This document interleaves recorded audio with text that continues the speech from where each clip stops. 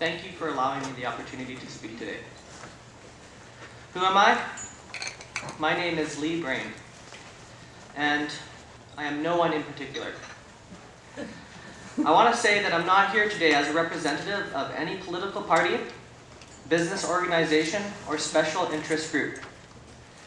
I have no agenda today but to simply offer my personal experience about how this project will impact me and my community.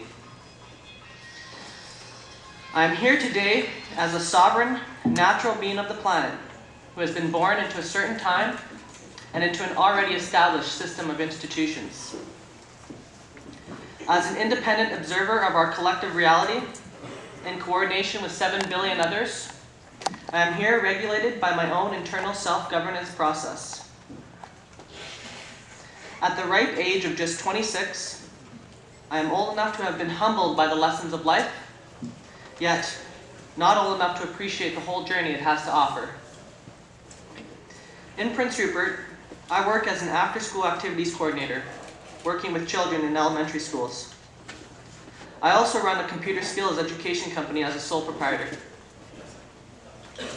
But I am truly here today representing a new generation of leaders that is emerging at this time, and speaking on behalf of a younger generation than myself that is still coming into awareness.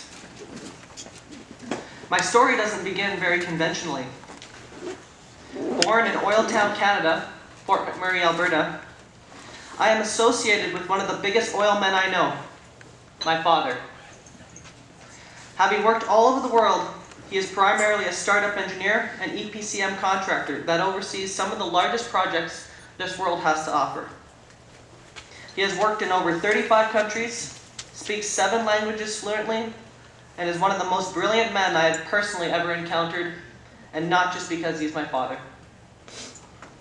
Although ideologically we do not see eye to eye all the time, we are connected by a deeper bond, an energy that is love that only a father and son can know.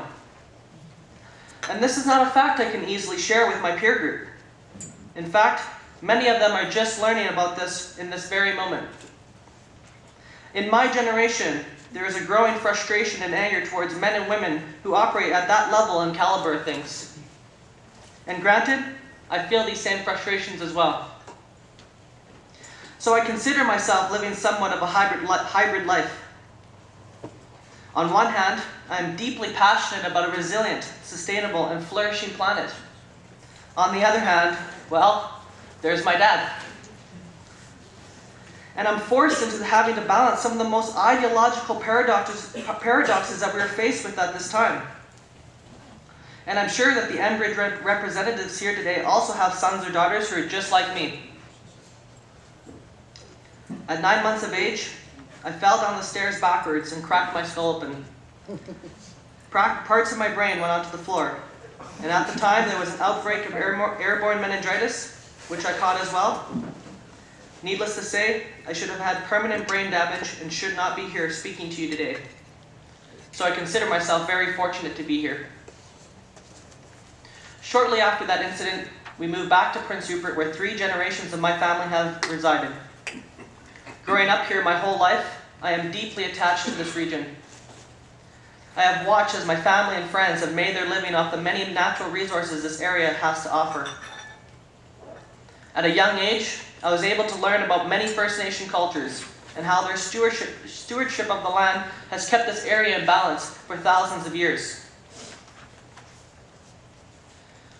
My oral evidence today comes in the form of a story, an experience I had 3 years ago, which directly reflects the impacts this project will have on me and my community. The story begins after a lifetime of debating with my father. He thought it was high time for me to finally experience firsthand the magnitude and power the oil industry has to offer.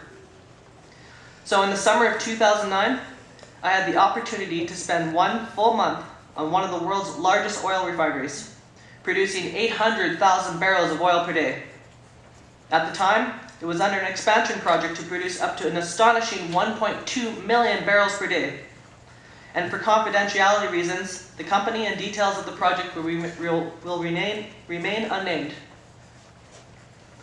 The catch was that this refinery was in a very rural area in a northern province of India, right on the coast of the Arabian Sea and bordering Pakistan.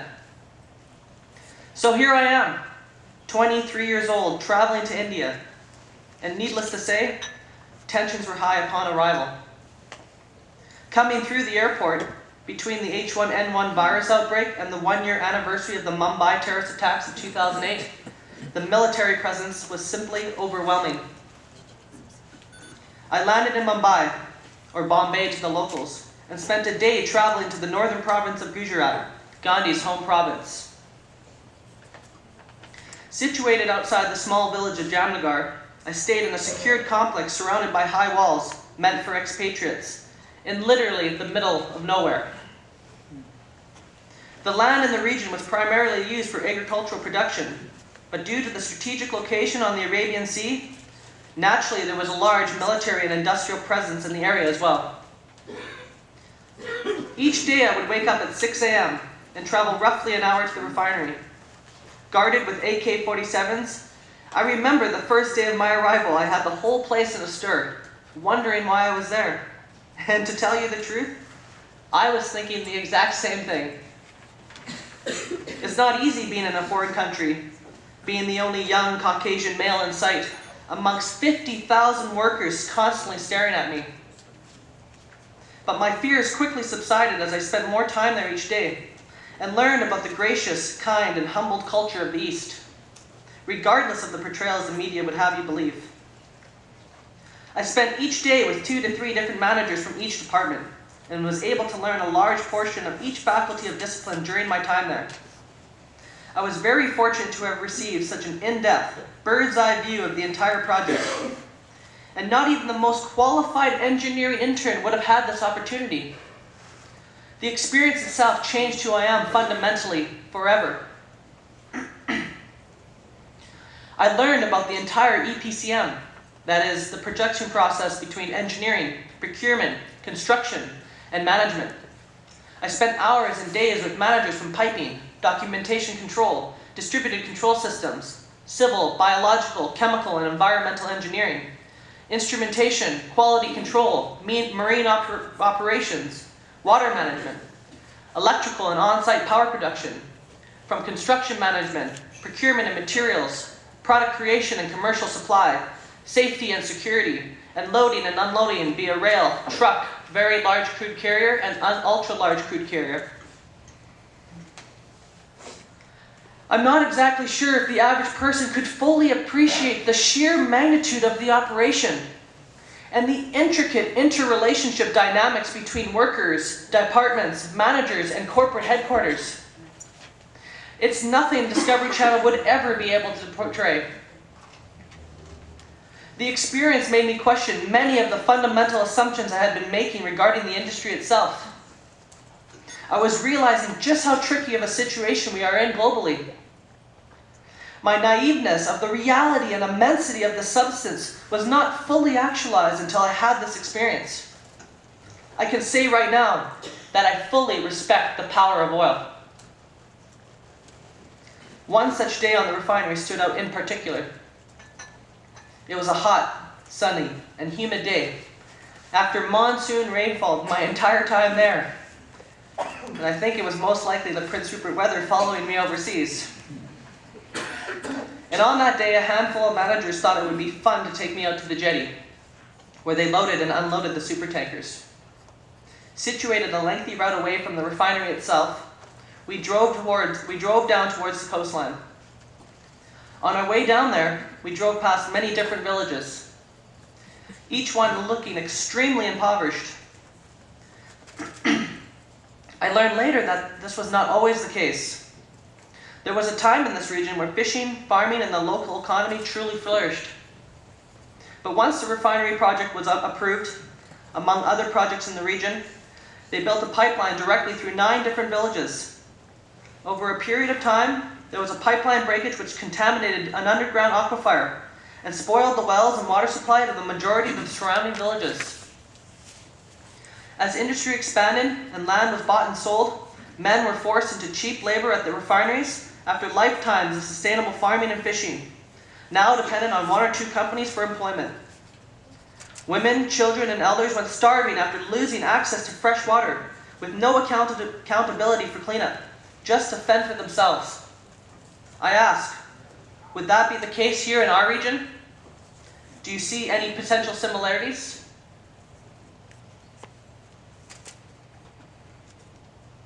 Converging onto a thin strip of man-made road spanning about 2 miles in length, we arrived at the jetty, greeted by military personnel. After a lengthy process of clearing me for entry, we walked onto a couple massive docking stations. To my right, men were conducting repairs on a rather standard-sized vessel, no larger than the ones you would see here in our harbor. In the distance, an ultra-large crude carrier fresh from the Middle East was rolling in from the horizon. The size of the vessel stopped me in my tracks. After 10 minutes, the ship stopped and made a slow bank horizontally out at sea. I asked one of the managers, Jitesh was his name, why the ship stopped so far out. He told me that because of the size of the ship, they had a floating unloading station, and through another piping system they unload and load way out there, and that connects to the main routing station at the jetty to be piped a few miles back to the refinery. I asked him why, and he said, even though we have docking stations here, it's for the smaller vessels that are used for domestic purposes. But these larger vessels that come from the Middle East can run aground easily. This, in open seas, I thought. So we all stood there, suspended in what felt like an eternal moment. The heat waves rising above the calmed Arabian Sea, and the ship danced in the horizon as I stood dumbfounded by its sheer mass. One man comments, I always forget just how large those vessels are. A few moments passed as we all stood, just watching. Out of the silence, Jitesh says to me, do you see what we're doing here, Mr. Lee? I asked, what's that, Jitesh? He replied, with an unexpected, sobering tone, we are destroying future generations for now and forever. And in this kind of slow motion life moment, I felt this kind of tingling feeling on the top of my head, and with sweat dripping down from the inside of my hard hat onto my face, the sun beaming into my eyes. I squint over at the 6 managers slowly nodding their heads in silent agreement. It was such a profound statement, and in that moment, there was silence.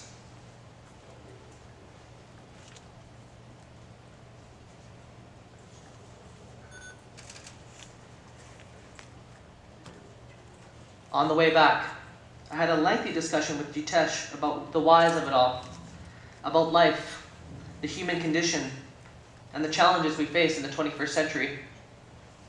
Although I will not cover that conversation due to procedural constraints, I will say that I learned some extremely valuable lessons that day.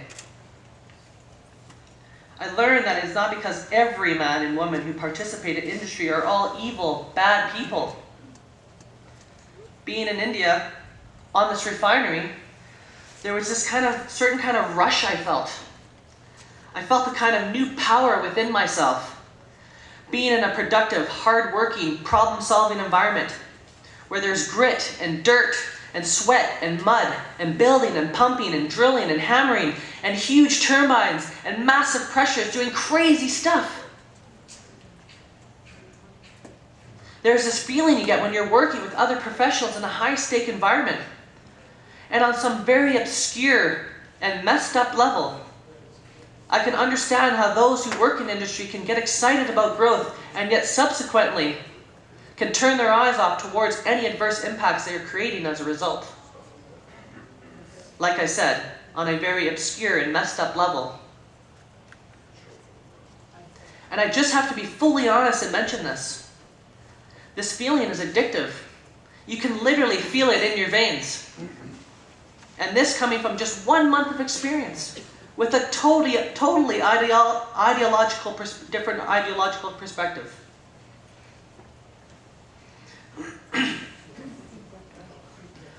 The major thing I witnessed in my time on the refinery that I feel constitutes as evidence was my observations of the relationship dynamics between corporate headquarters and the managers on the refinery.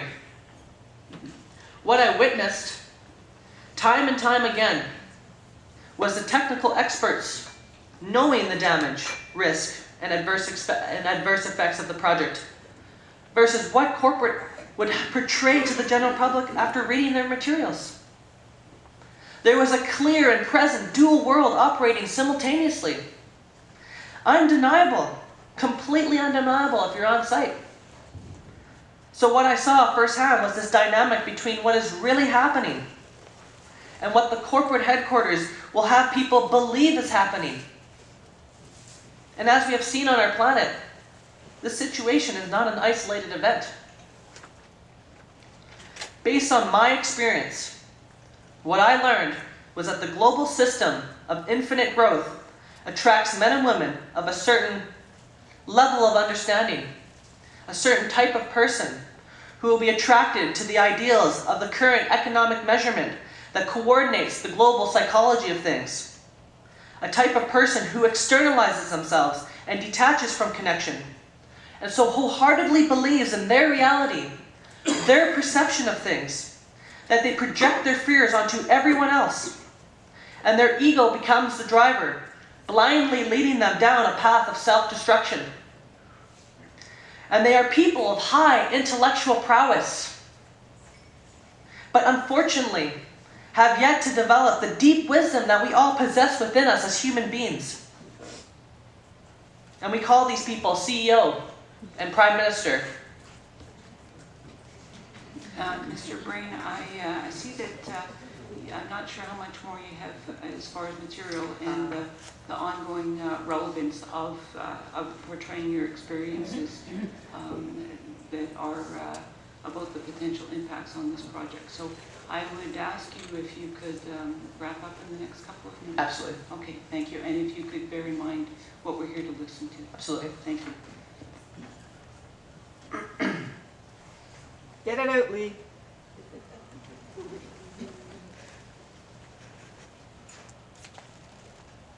In closing, I do not sit here today in anger or in blame or in judgment. And on behalf of my generation, I forgive these men and women for their lack of awareness, heart, and understanding. They too were born into an established system, conditioned into a certain way of thinking. And as far as they know, they did the best they can. But now, it's time to let go of the 20th century and enter into a new global direction towards a path of healing and new design. It's time now for a full-scale, mass-mobilized transition process off the fossil fuel economy. We need to use all of our resources we have left wisely to create a whole new system of operation that is global in scale. This process needs to have the mobilization power comparable to the proportions of the Manhattan Project, and then some. It's time for us to journey into a new dream, a new way, with new design and new fundamental principles. It's time for us to end a millennia of pain, suffering, shame, and unconsciousness. It's time to create resilient, sustainable, and flourishing communities that have the adaptive capacity to respond to any challenges they may face in their external environment, and be able to effectively respond specifically to the coming age of peak oil, climate change, and rampant global economic instability. I'm almost finished. Yeah. I will finish right now. No, it's okay. I just want to let you know so that you can understand with the process that what you're presenting at this point is argument, and you'll have that opportunity to do that at a later point in the process. So what we're here to gather today is the oral evidence about your personal experience. Okay. Thank you. So if you could just finish up confining your remarks to your personal experience. Sure. About the proposed project. Absolutely. Thank you. So in my last sentence, if on one hand, you had an unpredictable path that leads into a new dream, a new way of life for all of mankind, and on the other hand, you had a predictable path that leads to the slow, inevitable decline of a civilization, which path would you choose? Thank you.